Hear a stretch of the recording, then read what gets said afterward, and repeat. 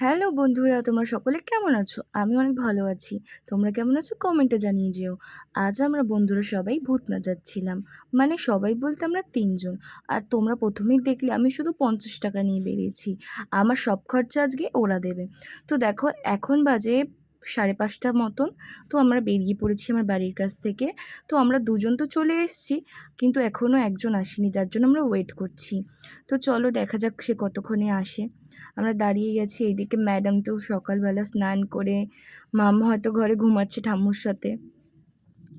মামকে রেখে প্রথমবার ও হয়তো একা একা যাচ্ছে এতটা টাইমের জন্য। আর এই দিকে দেখো, এই ক্যামেরাগুলো কিন্তু তাও ঠিক আছে, কিন্তু এই ক্যামেরাগুলো তো প্রো ম্যাক্স। তো যাই হোক, এই দেখো এখন আমরা দাঁড়িয়ে আছি আর অপেক্ষা করেই যাচ্ছি। ম্যাডামের তো কোনো পাত্তাই নেই, কিন্তু বলেছিল যে ও আগে আসবে। দেখো এখনও আসার কোনো নামই নেই। ওই দেখো, পাঞ্ছি বানু উড়তে ফিরুর মতন উঠে উড়ে উড়ে উড়ে উড়ে আসছে। তো চলেই এসছে। তো এখান থেকে প্রথম আমরা যাব বাস বাস ধরতে। মানে আমাদের এখানের কাছেই বাস স্ট্যান্ডের মতন আছে, বাট আমরা স্ট্যান্ডে যাব না, আমরা বাসের এখান থেকেই নেব, বাসে উঠে পড়ব। তো আসুক ম্যাডাম। দেখেছো কত সেজে গুজে স্নান করে একদম সকাল সকাল সুন্দর হয়ে তারপরে এসছে, তার জন্য এত টাইম লেগেছে। তো যাই হোক, এখানে ওকে একটু আগিয়ে আনতে গেল আমার বান্ধবীটা। এই যে চলে এসছে, দেখো ম্যাডাম প্রপার রেডি। আর ওদের পাশে তো আমাকে পুরো ভিখারি লাগছে, কারণ আমি একটা কানেরও পর্যন্ত পরিনি, কিচ্ছু পরিনি। জাস্ট মর্নিংয়ে যেমন হয় ওরমভাবে। আর ঘুম থেকে উঠে আজকে আমাকে একটু বেশি কেমন লাগছিল চোখ মুখগুলো। এখানে দেখো আমার বান্ধবী আগে ছুটে চলে গেছে, কারণ ও ব্যাক ক্যামেরায় ভিডিওটা সব কিছু নেয়, ক্লিপগুলো এরমভাবে নিচ্ছে লাফিয়ে লাফিয়ে। আর ওরা দুজনে গরমে যে ড্রেসটা ক্যারি করছে ভীষণ ভালো। আর আমার সব থেকে বাজে এখন সিল্ক আমরা এর, দাঁড়িয়ে এটা আছি, আমারই বাস দোষ। আসবে, আর এদিকে দেখো আমরা আমাদেরকে বাস দাঁড়িয়ে দেবে। আছি। আমি না এর থেকে বেশি ফর্সা, বাট কি আমাকে তো কালো লাগছে। আর আমি কিন্তু বলছিলাম আমাকে কালো লাগছে, আমার সত্যিই খুব কালো লাগছিল, সকালের কেন মেকআপটা জানি ঠিক না। করেনি আসলে, ও নাইট কুইন তো, আর আর আমরা তো দেখো ভোর আমরা কুইন। বাসের জন্য অনেকক্ষণ দাঁড়িয়েছি। বাস এই সব লাইনটা গাড়ি আমার আসছে, বাট 6:30 একটাও দিয়ে বাস নাই। সার্ভিসিং চালু হয়, সেটা আমার ঠিক জানা ছিল না, আমি আই আগে নট চলে নো, এসেছিলাম। আই তো নট। বাসের জন্য অনেকক্ষণ দাঁড়িয়ে থাকার পর আমরা সামনের দিকে, যেখানে বাস স্ট্যান্ড, সেই দিকে এগিয়ে যাচ্ছিলাম, কারণ অনেকক্ষণ দাঁড়িয়ে থাকার পরেও বাস আসছিল না। আমরা ভাবছিলাম আগে গেলে তাও বসার সিটটুকু তো ভালো পাবো, তার জন্য আমরা বাস স্ট্যান্ডের দিকে চলে যাচ্ছিলাম। আর দেখো সামনে বাস আছে, বাট এই বাসটা না, এরা পিছনে একটা বাস আছে, তো সেটাই আমরা উঠবো। তো চলো যাওয়া যাক। আর ভোরের বেলা হলে কি হবে, বাইরে কিন্তু ভীষণ গরম ছিল। অমন ভোরের বেলা হাওয়াটা দিলে ঠিক লাগছিল, বা কিন্তু তারপর যখন হাওয়া একটু দিচ্ছিল না, ভীষণ গরম লাগছিল। সেই ভোর থেকে গরমটা স্টার্ট হয়, আর রাত মানে এখন সারা 24টা ঘন্টাই হয়তো গরমই থাকে। তো চলো কথা বলতে বলতে আমরা বাসের কাছে চলে এসেছি, এবার বাসে উঠে পড়বো। আর বাসে প্রচুর ভিড় থাকে, তা যার কারণে বাসে আমি কোনো রকম ভিডিও ক্লিপ নিতে পারবো না। একদম বাস থেকে নেমে যাওয়ার পর যে ক্লিপগুলো নেব সেগুলো আমি ভিডিওতে অ্যাড করব। তো দেখতেই পাচ্ছ তোমরা, আমরা অনেকটা রাস্তা হেঁটে আসার পর বাসে উঠে পড়েছি। এই যে উঠে পড়লাম, আর এই যে আমরা নেমেও গেছি। এবার আমরা সোজা হেঁটে যাব লঞ্চ ঘাটের দিকে, আমরা লঞ্চ ধরবো। তো চলো যাওয়া যাক।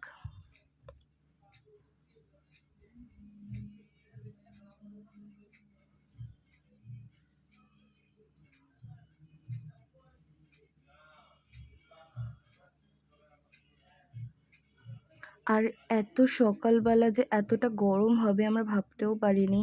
আমরা এর জন্যই সকালবেলাটা ভেবেছিলাম বেরোবো, যে গরমটা অন্তত পাবো না, কিন্তু সেম গরম ছিল সকালেও।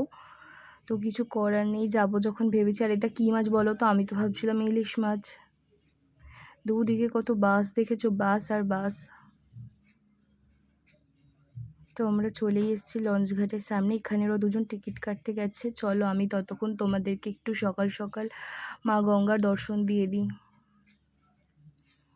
এই যে চলে এসেছি। আর এই ঘাটে না আমরা কোনো সময় যদি গঙ্গা স্নান করতে হয়, তো আমাদের এখানে এসেই গঙ্গা স্নান করতে হয়। এটা হচ্ছে বাদাঘাট, এখানে আমি মায়ের স্নানেও আসি। তো চলো বেরিয়ে যাই। আমি ওদেরকে না বলে চলে এসেছিলাম, ওরা আমাকে না খুঁজছিল, এই দেখো। তো ওই কাকুটা বলেছে যে তোমাদের একটা বান্ধবী ওইদিকে গেছে, তাই ওরা ওইদিকেই আসছিলো। আর এখানটায় এত হাওয়া খুব ভালো লাগছিলো। লিটারালি ড্রেস তো উড়েই যাচ্ছিলো, আমার চুড়িদারটাও উড়ে যাচ্ছিলো। আর চুলগুলো দেখে হয়তো বুঝতে পারছো ভীষণ হাওয়া ছিল। আর এই জায়গাটা অনেক স্পিডে নেমে যাচ্ছিলাম আমরা। লঞ্চটাও সেরম একটা খুব ভিড় ছিল না, মোটামুটি ঠিকই ছিল। আর এখানে ভীষণ হাওয়া ছিল, খুব ভাল লাগছিলো। মানে এখানে রোদটা গায়ে অত লাগছিল না, কারণ ভীষণ হাওয়া চলছিল। আর দেখো কথা বলতে বলতে কিন্তু আমরা ভূতনাথেও চলে এসেছি। এই লঞ্চটা পার করব, মানে লঞ্চটা থেকে নেমে ওইদিকে হেঁটে যাব। তো তোমরা কে কতবার ভূতনাথ এসছো কমেন্টে আমাকে কিন্তু জানিয়ে যাবে। এই যে নেমে পড়লাম, এখানে আঙ্কেলটা এখানে লাগিয়ে দিচ্ছে ওই যেটাতে হবে। তো এখন আমি নেমে যাব, নেমে গেছি দেখো। আর এই লঞ্চ থেকে নেমে বুঝতে পারছি যে কত ভিড়, সবাই সাইকেল টাইকেল নিয়ে যাচ্ছে। আর দেখো ভূতনাথের রাস্তার দিকে গিয়ে মানে আমরা মন্দিরের দিকে এগিয়ে যাচ্ছি। তো ভূতনাথে কিন্তু সব সময় ভীষণ ভিড় থাকে, কারণ বাবার ভক্ত অনেক অনেক মানুষ, তো সব সময় বাবার কাছে তারা আসা যাওয়া করতেই থাকে। তো ভিড় সব সময় ভূতনাথে লেগেই থাকে।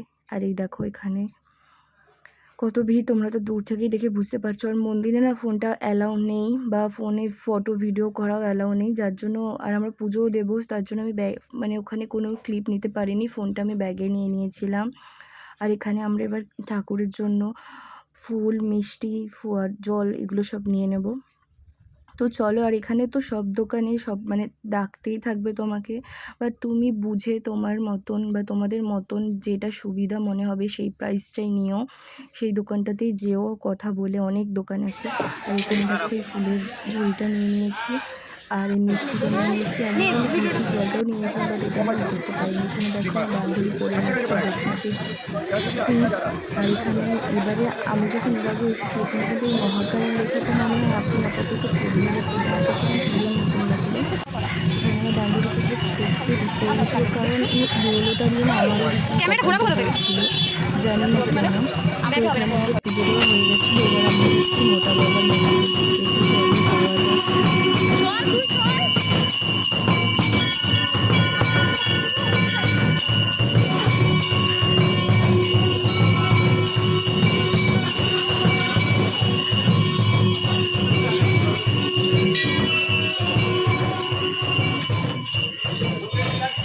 আর সকাল সকাল কত ঘন্টার আওয়াজ শুনতে পেয়েছোই তোমরা নিশ্চয়ই। আর দেখো এখানে আমরা মোটা বাবাকে যে জল ঢালবো তার জন্য ঘট নিয়ে নিয়েছি। এবার আস্তে আস্তে আমরা মোটা বাবার মন্দিরের দিকে এগোবো।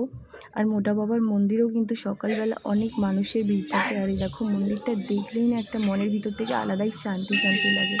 তো চলো মন্দিরের ভিতরে যাওয়া যাক।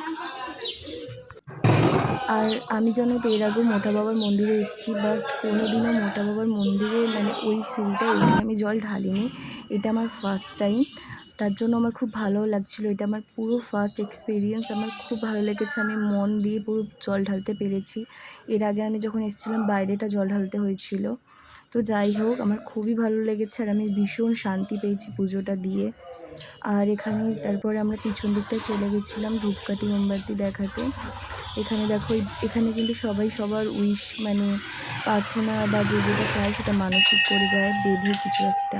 আর এই দেখো বাবা, এখানে আমরা ধূপকাঠিটা আমার বান্ধবী জ্বালিয়ে দিচ্ছিলো, কারণ আমি এখানে ফোন ধরেছিলাম ভিডিও ক্লিপটা নেব বলে।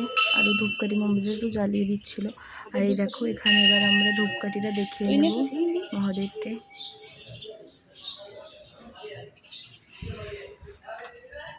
চুলটা গোটা সন্তোষী হয়ে করছে কিন্তু।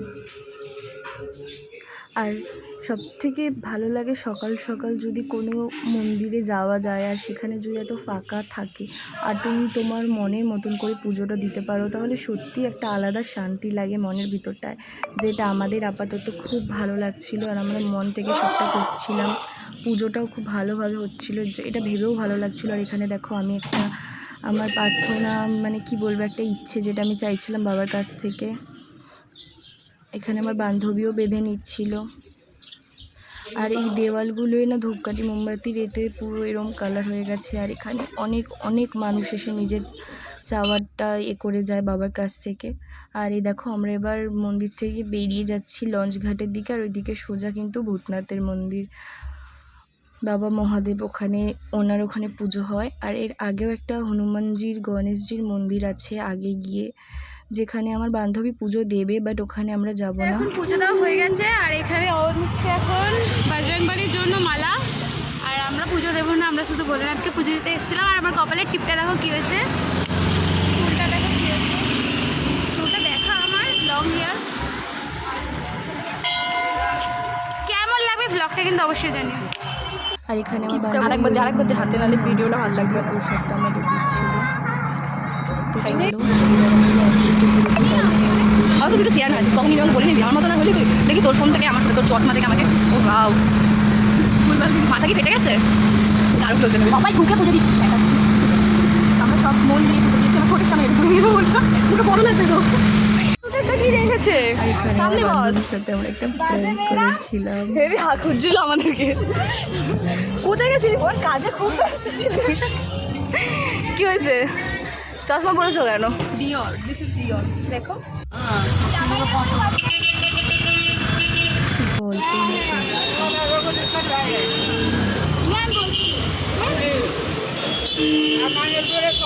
চকোবার কিনেছি এখন।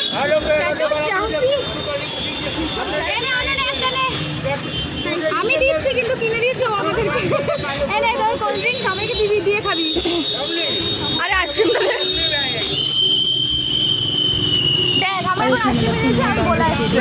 আইসক্রিম কিনে নিয়েছি, তারপর ওখান থেকে বলা যাচ্ছে।